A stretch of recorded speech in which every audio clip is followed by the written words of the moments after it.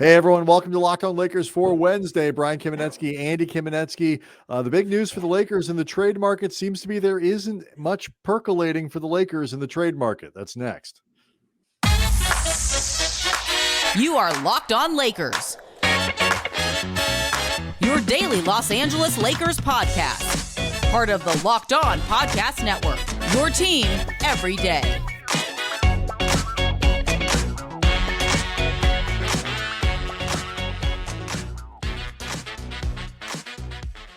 Thank you to everyone for making Locked On Lakers your first listen of every day, Monday through Friday, no matter how or where you get your podcast. It's always free. It's never going to be behind a paywall. And Locked On Lakers on YouTube is where you can go to see the show happen. You can watch us. You can see all the fun we're having here. And more importantly, you can participate with a great Lakers community, people who are commenting and participating in the show and talking to us. And we try to use all these comments in the program itself. So it's a great way to interact with each other and the show. We really appreciate all the support we're getting there. Do want to let everybody know that today's episode is brought to you by Bet Online. Bet Online has you covered this season with more props, odds, and lines than ever before. Bet Online, where the game starts. So after the Lakers beat the Rockets on Monday, Andy, we had a lot of talk on our show for Monday about like whether or not help was coming. LeBron James is playing at an otherworldly level. The Lakers as a group are playing competitively against pretty much everybody. Clunkers here and there, but they're running with some of the better teams in the league, even if they're not winning all of those games. And it's got a lot of fans really itching more than perhaps they were at the 2-10 start to fix this enough to give this team a chance. And so I know both of us subscribe to Mark Stein's Substack, the great Mark Stein, NBA writer, and everybody should be subscribing to that one if you're not. I looked at his newest trade deadline kind of update thing, and granted, we're still about a month away. The word Lakers did not appear in it, which is really weird for these things because the Lakers are always part of trade rumors, Andy. Yeah, if nothing else, they're the leverage team. Like they're the way Los Angeles used to be in the NFL, so teams could threaten the city to build a new stadium. Yeah, so they could stay. That's what LA has been, and the Lakers are always the team that, if nothing else, feels believable as not just a free agent destination, but also a trade partner, particularly if the player in question has any type of profile at all, because that's what the Lakers look for. Yeah, and so what's kind of funny to me about it is it reflects, I think, a weird market. Like it should be noted, it's not like there's like the Lakers are being left out, but these huge rumors are flying around everywhere. But it's just it's no leverage plays and just a really quiet kind of set of circumstances. Like there was a scenario, Andy, at the beginning of the year where the Lakers could certainly argue, and this is clearly what they chose to do, that if you wait a little bit, opportunities will pop up, things will happen, and there's a universe somewhere where teams that were supposed to suck have sucked, and players are getting disgruntled and teams want to break it down and all that. What has happened for the Lakers this year in terms of creating the kind of market that would have made waiting on a trade better? It's been disastrous. It is currently mid-January about as bad a scenario as it could have happened, whether you're talking about Utah still being competitive, whether you're talking about Indiana still being competitive, no disgruntled stars. Brooklyn has put it back together. It really couldn't have gone much worse to this point. Well, I mean, this is in part what the play-in tournament was designed to do, like in terms of keeping teams around the league competitive. And as much as I'm sure the league doesn't want too much of a good thing in this regard, because trade rumors are also really, really good for the league. And the league has decided, you can see the way they treat free agency, you can see the way they treat a lot of things, that the 24/7 rumor mill soap opera is really good for business. Sometimes it feels like fans pay more attention to the stories than the actual games until you get past the All-Star break. Mm-hmm. But insofar as nothing breaking their way, at least for the time being, you're right. Like it could have seemed far-fetched, and I think we'd both be lying if we said we saw every single one of these scenarios breaking in the opposite direction as the Lakers wanted. Like, it takes a lot to go wrong in that respect. But I know in the beginning of the season, was pretty cognizant of the idea of you don't know what's going to happen down the road. The best way you can control your fate is to control it right now if you have the opportunity to do it. Like, for example, the Miles Turner Buddy Hield deal that by a lot of accounts, the Lakers could have pulled the trigger on really right before media day and training camp opened. And, they gave themselves a theoretical opportunity to get some leverage over the Pacers, but they also gave the Pacers an opportunity to get some leverage over the Lakers or just lose interest in that altogether. Mm-hmm. And I think what we've seen with Indiana, it's not necessarily like, Tyrese Halliburton is hurt and, things are, they're not on a falling 4-game apart. losing streak Right. as of this recording. Right. Because in part, when your best player gets hurt, that can happen. But what they have shown is that the core that they have there with Halliburton and Miles Turner, who's only 26 and now has gone from, of course he's going to be gone to, they're talking about an extension, may or may not get worked out. But that he's been on the block for like 4 years at least, but Benedict Mathurin and all these other guys, like they have a Andrew core Naismith, there. he's been very good. Nemhard is really good for them. Excuse me, that's what I meant. Nebhard. Yeah. Not, and he's I think he's 19 or 20. Like they have a lot of good young players and have seen that the core of this team may not be the kind of thing that you blow up. It may be something that you start adding to that. First of all, they're already too far out of the Wembanyama sweepstakes. And meanwhile, in Utah, there is a little bit of hope, I think, if you're a Lakers fan, that perhaps some of those players could become available if only, Mike Conley is in rumors with the Clippers, for example. But it's still not guaranteed that they're going to blow that thing up either, because if they don't get good offers for some of these players that they have, they don't need to really do anything. They've got such a nice package of stuff that has come to them from the Mitchell deal and the Gobert deal. So it is a great, like I said, it's just a great example of how stuff doesn't always play out the way that you think it's going to. Yeah, and then you combine that with the fact that the Lakers are just in a weird position right now where they have competed really well, all things considered, without Anthony Davis. Like you cannot have reasonably expected them to do this well without, a guy that, if nothing else, for a chunk of the season was their best player playing at an MVP level. No Austin Reeves for this period, no Lonnie Walker for this period. LeBron has missed a couple games. They've had problems. They've done about as well as you possibly can, and they are still in, if nothing else, that playoff hunt. But it's difficult to figure out, and I know we're going to talk about this over the course of the show, exactly what the best course of action is for this season. If you're thinking about next season and if a move can be made this season that's as much about next season, different scenario. Right. But if you're thinking specifically about this season, not knowing when AD is going to be back, much less how he will look, how much he can play, is he on a minutes limit, whatever, pretty close to the deadline, that creates a lot of stuff that, to be fair to this front office, I'm not sure that I would be not sure. I definitely would not be looking at this as this season only problem.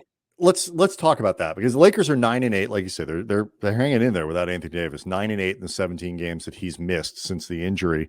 Shams Charania reporting that the Lakers hope that he might be back for a handful of games. Again, whose hands are we talking about here? before the All-Star break, which means you're talking at least close to another month, 2 to 3 weeks at least before Davis is playing again. Well, he said February. February is another 8 games, I believe. Right. And so, but like if you're talking about before the All-Star game, well, then like you said, it pushes you into February. Let's go again. Let's go rosiest prognostication based off what Sham said as a possibility. First game in February, I believe, is 8 games from now. So to the point that you're making, a couple things that I think that stick out about what you're saying here. The first is, I don't think you can make a trade that you see as genuinely impactful for this year that doesn't set up your team for next year. And we'll talk about that. But the other thing is, and you talk about it with Anthony Davis and not knowing when he's coming back. Anthony Davis is at the core of every conundrum that the Lakers face about everything. And so we'll talk about that next. Locked On Lakers is brought to you by Rocket Money. Are you wasting money on subscriptions? If so, you are not alone, because 80% of people out there have subscriptions that they've forgotten about. Maybe it's just an unused Amazon Prime account or a double Hulu account in your family. And it's easy to lose track of all this. So that's why I use a great app that helps me just keep it all in line. And because of that, I don't waste money on subscriptions that I'm not using. You might have heard of it. It used to be known as Truebill. It's now called Rocket Money. The app shows you your subscriptions all in one place and cancels what you don't want. And Rocket Money can even find subscriptions that you've forgotten that you were paying for or signed up for in the first place. And to cancel a subscription, all you got to do is just press cancel, and Rocket Money takes care of the rest. Cancel unnecessary subscriptions with Rocket Money today. Go to rocketmoney.com/locked-on. Seriously, this could save you hundreds of dollars per year. Again, rocketmoney.com/locked-on. Interesting. Before we get to these questions, the other thing that I think hamstrings the Lakers a little bit, and this is an opinion of mine that I think some people share and some people don't. People, it's that time of year, thrown around on Twitter at Cam Brothers, all kinds of different trade machine things and whatever. And one of our longtime Twitter followers, Laker Tom, made a point about the value of the Lakers picks. And he says, Lakers unprotected picks are worth more than unprotected picks offered by other teams, and worth, and all these other things. He's talking about the value of these picks. He points out the post Kobe picks were number 2 and number 2 for Lonzo and Ingram. Lonzo and Ingram. And that the Lakers picks after LeBron and AD have similar potential. So I do think there is a school of thought that says that, but I also think that those picks, even for 27 and especially for 29, are so far out that while they could have a ton of value, it is really difficult to assign them high-end value now, because the Lakers could suck for the next 2 years and start to rebuild it by 2027 or 2029.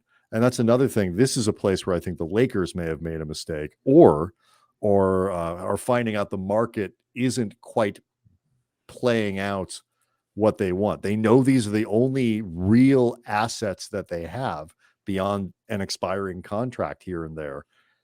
And I think they're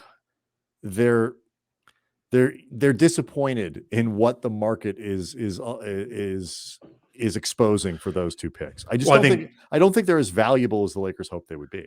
Well, I think they have value, but I think the biggest problem for the Lakers is they are more valuable for the Lakers because of their limited assets, and therefore the limited assets that they have full control over right now to make a deal. It's always important to let this be known, because there has been some misunderstanding / misinformation out there. It's not that the Lakers only have the 2027 and 2029 between now and 2030. It's that this is what they fully control now to make deals.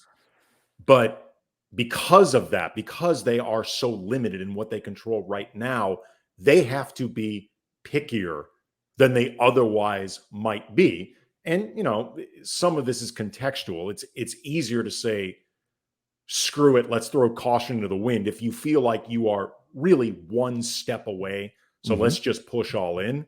the Lakers are currently not just that one step away, even if, like you and I both feel, they are better than their record if everybody's there.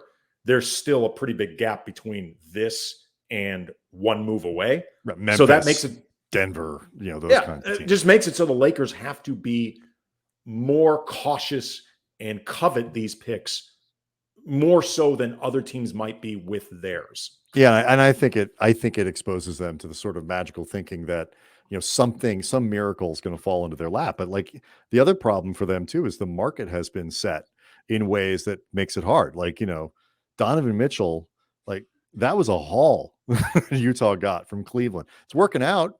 It was a good trade for everybody. And Donovan Mitchell is balling in Cleveland.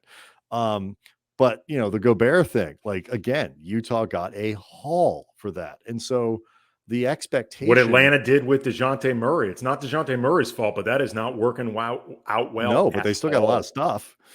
No, but I mean, from Atlanta's side of it. Sure. And so, like the expectation in the market, if in that it just so I clarify myself, so it can become a bit of a cautionary tale to other teams, right? For sure. Like, do you trade the star? How much do it? Like, also too, like what are you asking for? 2 first-round picks for like the kind of really consequential player that is always seems to be attached to the Lakers is not going to get you where you want to go. So that's another thing that works against the Lakers. But your big point here, Andy, that you were making is that Anthony Davis himself is both the solution to and the cause of the Lakers' problems right now. He is all of those things. He's like what? It's like the way Homer Simpson described alcohol, the cause of and the solution to all of life's problems. And so, like, they can't get better until he comes back, but they can't ever count on him coming back. They can't really trade him because everybody else has the same concerns that the Lakers have about his health. But also, too, if you trade him, where the hell are you going to find somebody better than Anthony Davis? It's like he is the problem and the solution all at once. Yeah, I mean, it's funny. I've heard some building conventional wisdom that the 3-star model is out of date and it's better to have 2 stars and superior depth. And whether you agree or disagree with that, for the Lakers, Anthony Davis being in that equation muddies the whole waters because he's never available as one of your 2 stars, which maybe you could get by if your other star wasn't 38 years old in his 20th season. Like, you are supposed to be in a perfect, sensible world having AD available at all times and LeBron sometimes being the one that he is either unavailable or you're picking your spots with him. Right. You would like the younger player to be the one that kind of carries the water here. That's the way the whole aging process is supposed to work. You're not supposed to become more durable as you get older. Like, otherwise Karl Malone would never be out of this league. He'd be playing forever. I have the other problem here though is the Lakers aren't built on a 2-star model. They're built on a 3-star model. A 2-star team is the type that they sort of gone, star A, star B, and whether that's Giannis and Middleton, if he's an all-star, good play, and then a lot of depth, or it's Kyrie and Durant. Get into that. I think people downplay some of the depth when you're talking about like it's a 2-star model in Boston. Well, yeah, you got Jaylen Brown and Jason Tatum, but you've also got Marcus Smart and Robert Williams, and when the latter's healthy, you've got 2 guys in the conversation for defensive player of the year. That's my point. Is the 2-star model. Drew Holiday is like an all-defense guard and borderline all-star. That's my point. Is when you have 2 of these guys, generally the teams that have 2 also have a couple other players, or 1 Giannis and 3, Drew Holiday, Brooke Lopez, who could win DPOY, and Bobby Portis is a luxury as like your 5th option, right? 4th or 5th option, yes, and like, or it's Kyrie and Durant.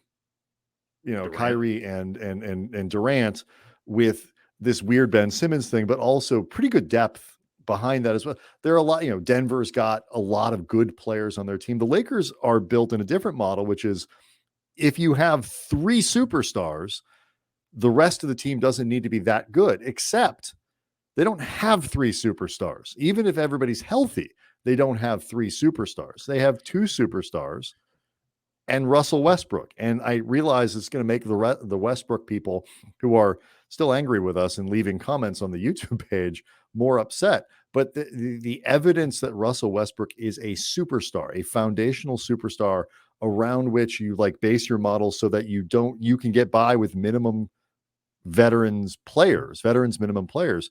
He's not that guy. And so the Lakers screw that up twice because I don't like the model.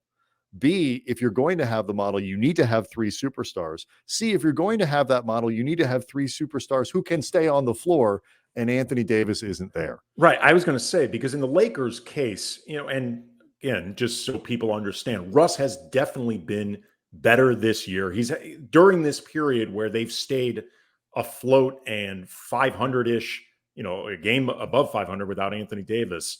Russ has been critical with that. Like this does not happen without Russell Westbrook playing the way he has, full stop, acknowledging the final possession against Philadelphia, like all of that. But he's not a superstar. He's not. He is. His go through his analytics and all that. They're good. It's an improvement over last year. It's all that stuff. He is not on the level of an all-star, of an all-NBA player. That's the problem. Yes, but and there's the fit issues. It's still not going to be awkward to some degree. But even acknowledging all that, you can turn around and say that the problem isn't the 3-star model. It's that the Lakers chose the wrong 3rd star.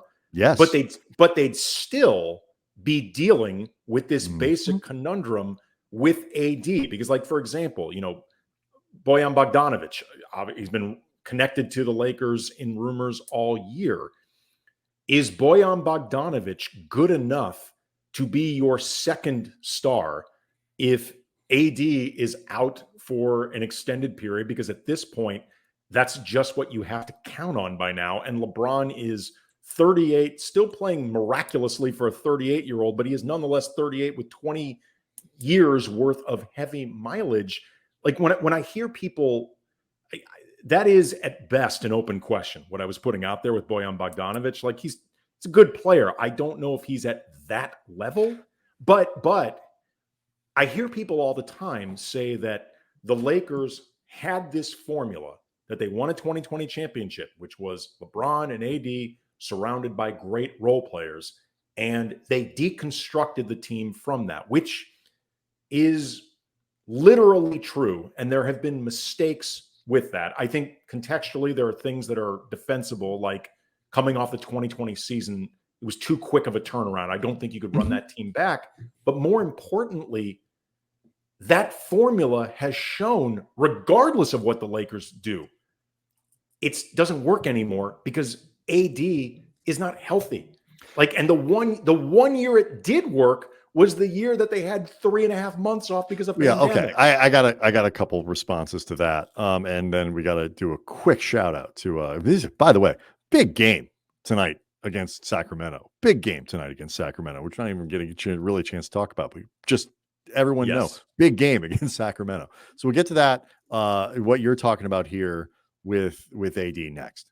Locked On Lakers brought to you by BetOnline. BetOnline.net, your number one source for sports betting, info, stats, news, and analysis. Get the latest odds and trends for every professional and amateur league out there, from football, got the playoffs going on right now, NBA, NHL, tennis, even esports. They got it all over at betonline.net. And if you love sports podcasts, which of course you do, you are listening to one right now. You did not land here on accident. You can find those at BetOnline as well. They got content over at BetOnline. Find always the fastest, easiest way to get your betting fix. So head to the website today or use your mobile device. Learn more about the trends in action. BetOnline, where the game starts. So before we dive back into this AD stuff and the construction of the team and all these things, we did want to acknowledge, we didn't get to it yesterday, the play of Wenyon Gabriel. We actually texted each other. There was a moment when Gabriel picked up his 5th foul in the second half of the game against the Rockets, and we both kind of were laughing because they took him out of the game to keep him from fouling out, but also we both noted that this fifth foul came in like his 24th minute of play as opposed to his 4th minute of play. And all of these point to tremendous improvement that Gabriel has made. And while Bryant has been great, I think his defensive shortcomings are starting to get exposed a little bit, depending on the matchup, especially. Gabriel is worth noting as a guy who has genuinely stepped up and really improved his game year over year, particularly his ability to stay on the floor. Yeah, I mean, he's known as an effort and energy guy, which he is, and that is commendable because good things really legitimately happen as a result of his energy and effort. But guys who get labeled that way, like we got to know Roni Turioff really well while covering him, and Roni was labeled an energy guy, and it made sense, but they can sometimes chafe against that label because there's an undercurrent of they don't do anything except just run around like a and try real hard. chicken. Yeah, like try hard. And Roni had skill, and Wenyon Gabriel has really developed skills. Like we saw that in the game against Houston, like all the and ones that he was able to create himself. And I checked it out over the last 15 games. He leads the team in offensive rebounds per 36, 4.1. Like that's really well. Like of anybody who's been playing, like even Thomas Bryant, who went through a period of feasting on offensive rebounds, Gabriel's got him beat by a rebound and change. You see the improvement with passing, just his general decision making. He's really quick. Like he makes quick decisions and he's got the athleticism to do it. The other thing too that's worth noting, he's got the best net rating on the team for this season, 4.3. Over the last 15 games, basically the time AD's been out, he's third behind LeBron and Russ. And in certain respects, it's not apples to apples because they're very different players, but he's become very similar to the stuff that Austin Reeves rightly gets praised for. And I think it's worth talking about and praising Wenyon Gabriel for providing a lot of that just good things happen when he's on the floor notice, because he's been doing that really all year. And like you said, the improvement is really dramatic. Yeah, and because it's a couple things. I mean, he showed signs of doing some of this last year. I think, a little more skillful inside, a little more confident, I think, inside, looking for his own offense. Moves well without the ball and takes advantage of Westbrook, moves well without the ball, takes advantage of LeBron.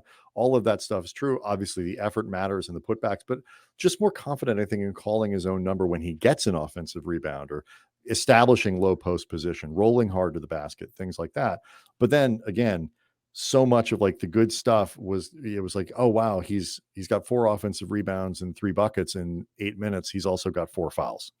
And so the ability to not do that, stay on the floor, you combine those things, and it is the reason why Wenyon Gabriel is the newest member of my fantasy basketball team. And this may be Wenyon Gabriel's best opportunity for a ring this season, because we are performing very well on my team. And so kudos to Wenyon. He is also, by all accounts and, our interactions with him, he's a really bright guy, really good guy. Like he has really worked to carve out a position for himself. I remember it was really funny on media day afterwards. The Lakers had like a couple food trucks out there for the media and like a table of sweets. And you and me, and I think Mike Trudell, who covers the team for Lakers.com, maybe someone else, we were sitting and our table happened to be next to the dessert area. And Wenyon comes over. Happened to. That was by design. Well, anyway, Wenyon comes over and he grabs like a couple cookies, and he happens to notice, us noticing this because we're like saying, "Hey, Wenyon, how you doing?" And he's like very sheepishly noting that, he's going to be, working out after this, he's going to be playing basketball. Like, Wenyon, it's fine. But yeah, he is supposed to be just, I can't claim to know him well, but the story is excellent. And as a human, he is supposedly, by all accounts, a top-notch human being. So Hopefully that continues. The Lakers need as many productive players as possible. And this could be a good find for them, keeping them around. I thought it made sense to, retain him for this year just because, he did enough well. And, if nothing else, he could be a break glass guy, in case of emergency. He now looks like a legit rotation player. Oh yeah, he's playing. And, it gives Darvin options when Anthony Davis comes back, that he can go with Thomas Bryant when the matchup is right. He can go with Wenyon when the matchup is right. But Bryant's defensive issues are real, and like Şengün really exposed some of the problems. But Bryant has always been a bad defender. He was just I thought he could be a little better compensated. Before we go though, the fundamental issue, to wrap up this AD stuff, you talk about whatever model you have, if you have more depth, you can get by with with the idea that a player might miss more time. There's no question about that. The Lakers made it worse by setting up a model where they didn't create the type of depth that would allow Anthony Davis to miss time. And if you have Davis, you are always going to be just kind of crossing your fingers and hoping he's healthy at the right time. I don't think anybody at this point believes that he's a guy who can be relied on to play 65 to 70 games in a season, 3 seasons in a row. I can't imagine why anybody would think that. Excuse me. But and for some people, they'd say, okay, well, you got to move off him, go find a different star. Trade him this offseason, whatever it is. Except the problem is you're not going to get value for Anthony Davis's talent because everybody else has the same issues that the Lakers have in terms of thinking about who he is. And you're also not going to find anybody better. And I think that's really ultimately where I stand with the Lakers now, which is why I would say if there's something you can do to improve this team and give them an ability to be better, whether it's, like you say, a trade that helps this year, but also helps your team for next year and creates that group, whatever it is, you're not going to find a core that's better than LeBron and AD. You can blow it up, but you're blowing it up from a position of total weakness. Right. But just to play devil's advocate, you may just recognize better to blow it up from a place of disadvantage than blow it up later from a place of worse disadvantage. Like that may be. This could be the best. I'm not saying there's always a potential downside to it, but I've come to my resting place on this is I've come to the place of I don't love the LeBron AD combination. I think the Lakers have horribly mismanaged what they're. I don't trust them to build it back up anyway. So you might as well cross your fingers and try to get as much out of this combination as you can, because those two guys, Andy, still obviously when they're available are really, really good. Yes, they are. And so that's sort of where I come down. But again, Anthony Davis is the problem and the solution to every problem the Lakers have. We'll see what happens on Wednesday night. If the Lakers could steal this one against Sacramento at home, it would be a huge, huge win as the difficult January continues before a really difficult road trip begins at the end of the month. So they got to keep piling up those wins. Locked On Lakers on YouTube is where you go to see the show, and we will see everybody on Thursday.